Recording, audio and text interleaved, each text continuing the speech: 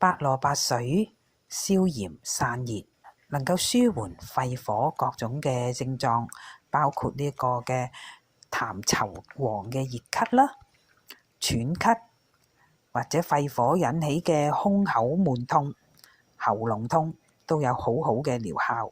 500g 一節白蘿蔔，300g 一個甜蘋果，300g 一個鴨梨，用鹽擦洗蔬果嘅表皮，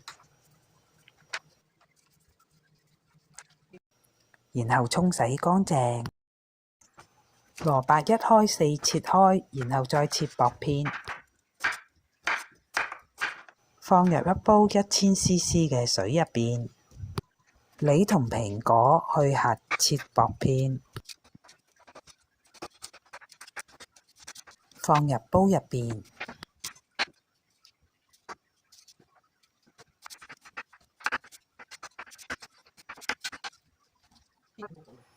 2粒蜜棗，30g 南杏，蓋好大火煮滾，轉細火煮45分鐘，做好啦，香甜美味。